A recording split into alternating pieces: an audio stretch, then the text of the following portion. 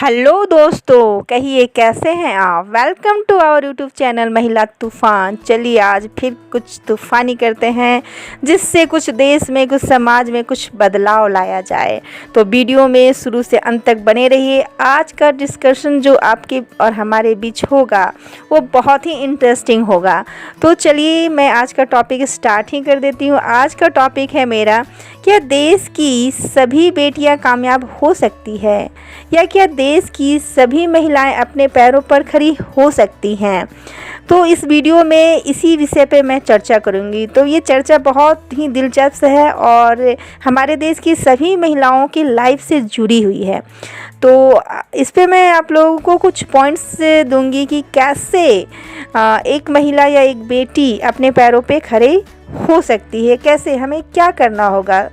तो चलिए मैं स्टार्ट करती हूँ। तो फर्स्ट पॉइंट मैं आप लोगों को बताऊंगी परवरिश। फर्स्ट पॉइंट मैं आप लोगों को बता रही हूँ परवरिश। हाँ दोस्तों, जैसा कि हम लोग सभी जानते हैं, इंदिरा गांधी, झांसी की रानी या गूगल गर्ल जो जानवी है, तो ये सब जो महिलाएं हैं आगे चल के महिलाएं बनी, पहले तो ये बेटियां ही थी। तो ये हमारे देश की जो बेटियां हैं ये कैसे कामयाब हुई अपने लाइफ में, अपने पैरों पे कैसे खड़े हो पाई।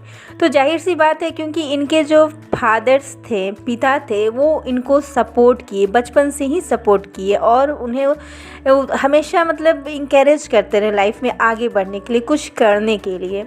तो ये सक्सेस हुई। झांसी की रानी को तात्या गुरु जैसे गुरु मिले जो उन्हें सही दिशा दिखाएं, और वो जो चाहती थी युद्ध करना, युद्ध की रणनीति सीखना, वो सब उनको पॉसिबल हो पाया, क्योंकि पेशवा राव जी भी उनकी हेल्प किए, उन्हें अपनी बेटी जैसा समझते थे। तो ये सभी जो है इसलिए पॉसिबल हो पाया। तो आज समाज में ज़रूरत है कि हर पिता, जितने भी फादर हैं या माताएं हैं, मतलब पेरेंट्स जो हैं, वो बेटी को भी इंकरेज करें। और बेटी के जन्म होने पर मुंह लटक जाता है, ये क्या बात हुई भाई। तो ऐसा नहीं होना है। बेटी होने पर भी हमें उतना ही खुश होना है जितना कि बेटा होने पर, और बेटियों को बोझ ना समझा जाए। तो इस तरह से उनके होने पे खुशी मनाई जाए, उनकी परवरिश अच्छे तरीके से की जाए जैसे कि हम बेटों की करते हैं। तो इस तरह से समाज में जो बेटियां हैं वो सशक्त बनेंगी, बचपन से ही उनका परवरिश अच्छे तरीके से होगा, उन्हें भी इंकरेज किया जाएगा। जैसे कहा जाता है कि तू लड़की थोड़ी ना जो रो रहा है, रोने का काम तो लड़कियों का होता है। ये क्या भाई, लड़कियां सिर्फ रोने के लिए थोड़ी ना होती हैं।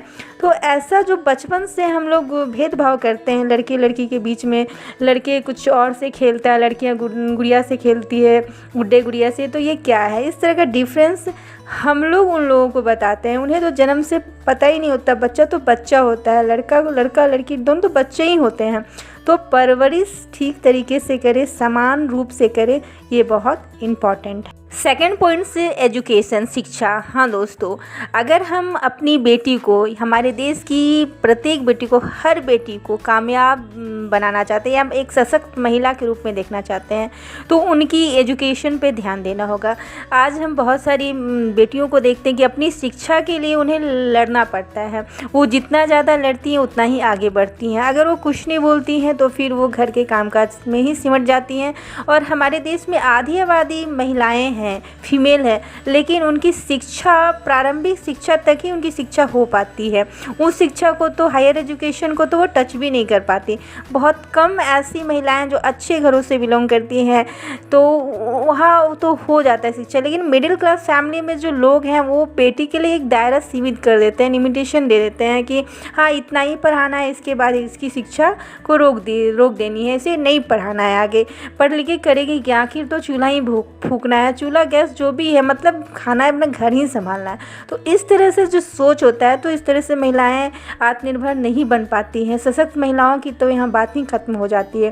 तो लड़कियों की शिक्षा पर बचपन से ही जोर देना चाहिए और उन्हें अच्छी से अच्छी शिक्षा देनी चाहिए ताकि वो अपनी लाइफ में आगे बढ़ें, कुछ कर सकें। दोस्तों, थर्ड पॉइंट से खुद निर्णय लेने की आज़ादी दें। हाँ दोस्तों, महिलाएं, हमारी देश की बेटियां या फीमेल जो भी हैं, उन्हें भी लाइफ में अपना डिसीजन खुद लेने की आज़ादी देनी चाहिए, या उस लाइक उन्हें बनाना चाहिए कि वो अपना सही डिसीज़न फ्यूचर में क्या करना है वो ले सके। जैसे मैं कर्म की बात करती हूँ, मैंने एक वीडियो कर्म पे भी बनाई है कि कर्म क्या है। तो प्रेजेंट में जो काम हम करते हैं उसी का इम्पैक्ट हमें फ्यूचर में देखने को मिलता है। तो जब प्रेजेंट में ही हमारी देश की बेटियां कोई तीरंदाजी में तेज़ हैं, कोई दौड़ने में तेज़ हैं, पीटी उषा हैं, बनना चाहती हैं, तो अगर उन्हें जिस चीज़ में उनका इंटरेस्ट है वो वर्क ही ना करने दिया जाए प्रेजेंट में, तो फ्यूचर क्या होगा? कुछ नहीं होगा उनका फ्यूचर। फिर जो उनका फ्यूचर पेरेंट्स निर्धारित करते हैं कि उन्हें ग्रेजुएशन तक पढ़ाना है, मैट्रिक तक पढ़ाना है, या प्रारंभिक प्राइमरी शिक्षा ही देनी है, उससे ज़्यादा नहीं देनी है, तो बस वो पेरेंट्स के हिसाब से बनती है। उसे क्या बनना है, वो क्या चाहती है, मायने नहीं रखता है। तो इस तरह से वो कर्म कर ही नहीं पाती, अपने लिए कर्म कर नहीं पाती, वो दूसरों के लिए सारा जीवन कर्म करते करते शहीद हो जाती हैं। तो ये महिलाओं की स्थिति आज भी प्रेजेंट में है। महिलाओं मतलब लड़कियों की स्थिति आज भी ऐसा ही है। तो और उन्हें कैरियर चूज करने, जब कर्म करने का ही उन्हें अभी तक अधिकार नहीं मिला है, तो कैरियर क्या चूज करेंगे? कैरियर तो उनके माता पिता उनके लिए चूज कर देते हैं। और सभी पेरेंट्स को मैं नहीं कह रही, लेकिन बहुत अभी भी भारत में ऐसा बहुत परिवार है जहां लड़कियों को अपना काम, वर्क चुनने की आज़ादी, कैरियर चुनने की आज़ादी, यहाँ तक मैरिज करने की आज़ादी भी नहीं है अपनी मर्ज़ी से। उन्हें हर चीज़ के लिए अपने पेरेंट्स पे निर्भर रहना पड़ता है, उनके राय के अनुसार अकॉर्डिंग टू पेरेंट्स उन्हें चलना पड़ता है। तो वो फिर सशक्त महिला के रूप में कैसे समाज में आएंगी? पॉसिबल ही नहीं है। तो ऐसा नहीं करना है। उन्हें भी कर्म, जिस क्षेत्र में उनको मन लगता है उस क्षेत्र में उन्हें कर्म करने की आज़ादी देनी चाहिए। कैरियर क्या चूज करना चाहती हैं, किस चीज़ में वो बेटर हैं, उसे चुनने का हक देना चाहिए। और विवाह, मैरिज तो बहुत इंपॉर्टेंट चीज़ है। तो मैरिज भी वो किससे करना चाहती है, किसके साथ रहना चाहती है, वो डिसीजन भी उसी का होना चाहिए। ऐसा नहीं कि वो कोई लड़का धनी है, रिच है, तो उसे ज़्यादा खुश रखेगा, या ऐसा वैसा नहीं। वो किस लड़के को पसंद करती, किस टाइप के लड़के को पसंद करती है, तो उस पर ये चीज़ छोड़ देना चाहिए। तो इससे महिलाएं जो है वो आत्मनिर्भर बनेगी और अपना डिसीजन खुद ले पाएंगी। दोस्तों, वीडियो में बने रहिए। अब मैं आप लोगों को बताऊंगी 4 पॉइंट्स करूंगी। दहेज प्रथा।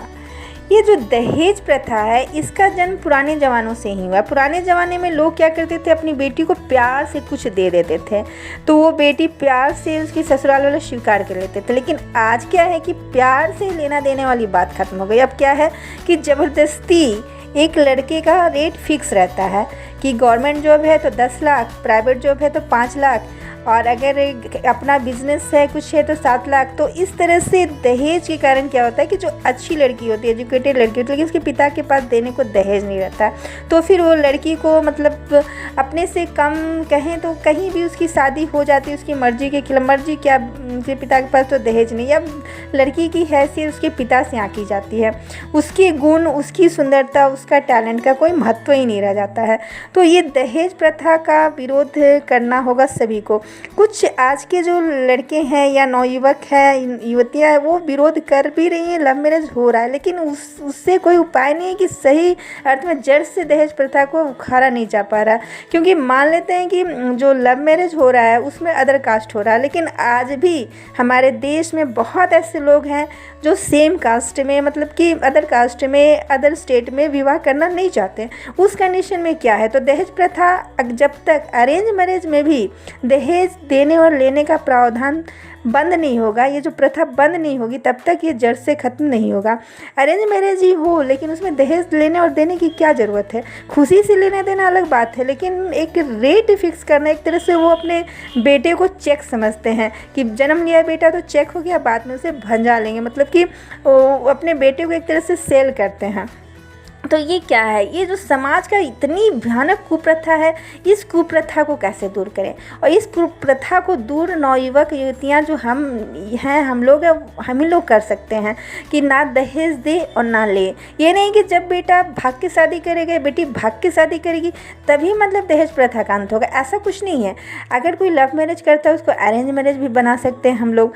अपने कास्ट में अगर शादी करते हैं, अरेंज मैरिज करते, तो अरेंज मैरिज में क्या दहेज लेना ज़रूरी है? 10 लाख 20 लाख क्यों? तो जब तक ये लेने देने की प्रक्रिया जो है समाप्त नहीं होगी, और कानून क्या है, कानून देखने नहीं आता है, दहेज देने के बहुत सारे चोचले जो हैं मतलब लोग उसे करते हैं। तो इस तरह से जब तक समाज में बिल्कुल दहेज प्रथा लेना देना बंद नहीं होगा, तब तक जो हमारे देश की बेटियां हैं खासकर वो पिसती रहेंगी। हेलो दोस्तों, वीडियो में बने रहिए। अब मैं आप लोगों को 5 पॉइंट्स बताऊंगी।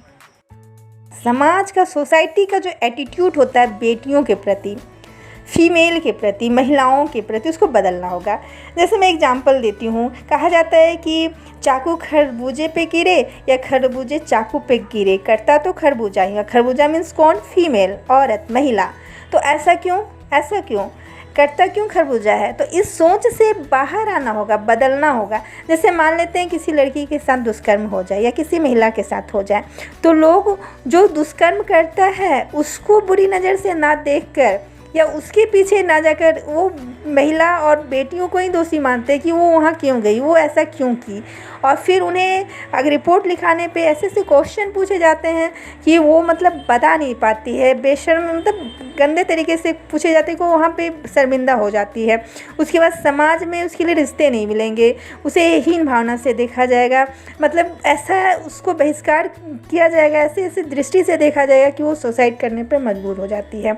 तो इस कंडीशन में हमें समाज का जो नज़रिया बदलना होगा बेटियों के प्रति, कि अगर बेटी के साथ कुछ गलत भी हुआ, इसमें मेरी बेटी की कोई गलती नहीं है, समाज की बेटी की कोई गलती नहीं है, देश की बेटी की कोई गलती नहीं, वो भी बेटी है, तो फिर उसके साथ ऐसा नज़रिया हम क्यों रखते हैं? तो इस नज़रिए को समाज का, मैं चाहती हूँ कि ये समाज का जो नज़रिया है फीमेल के प्रति, ये चेंज करना बहुत ज़रूरी है। जब तक ये समाज का नज़रिया चेंज नहीं होगा महिलाओं के, महिला कहीं जाती है जॉब के सिलसिले में, महिला कहीं जाती है ज़रूरी काम से या मेडिसिन लेने, रात में अगर पिता की तबीयत ख़राब हो गई, स्कूटी से गई है, या कोई नेसेसरी काम से भी जाए और उसके साथ भी गलत हो जाए, तो लोग कहेंगे रात में जाने की ज़रूरत ही क्या थी। तो इस डर से महिलाएं, बेटियां कब तक घर में सिमट के रहेंगी? इसका सरकार के पास कोई जवाब है क्या? सरकार ने बहुत सारे कानून बनाए हैं, लेकिन अमल कितनों के साथ होता है? कुछ के साथ हो जाता है, कुछ तो वैसे ही बेबसी लाचारी में जी रही हैं, उनका क्या? तो समाज का जो नज़रिया है वो बदले महिलाओं के प्रति, फीमेल के प्रति, कि उन्हें भी एक इंसान समझा जाए, एटलीस्ट उन्हें कम से कम एक इंसान समझा जाए कि हाँ वो भी हंस सकती है। दोस्तों, आज की वीडियो में बस इतना ही। मेरी वीडियो आप लोगों को कैसी लगी हो, अगर अच्छी लगी हो तो लाइक करें, शेयर करें, कमेंट करें।